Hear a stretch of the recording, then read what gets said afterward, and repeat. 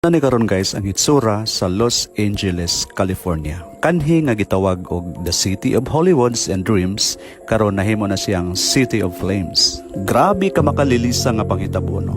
Millions of dollars ang cost silang mga mansions ug uban pa nga mga ari-arian unya sa kalit lang nahanaw ang tanan. Mao na ni ang nahitabo karon sa giingon sa host nga si Nikki Glaser nga The Godless Town. God, creator of the universe, zero mentions. No surprise in this godless town.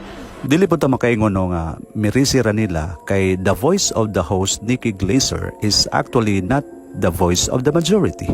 Kung sila nga mga celebrities walay giila nga Ginoo, but I believe there are some nga faithful sa Ginoo. In fact, ang statue sa Virgin of Guadalupe o ang statue ni Saint Padre Pio is still intact. And these are the manifestation of God's miracle.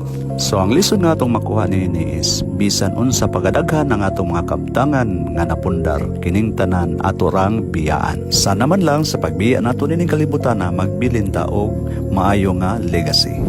What matters most is not what our hands can hold, but what our hearts can keep.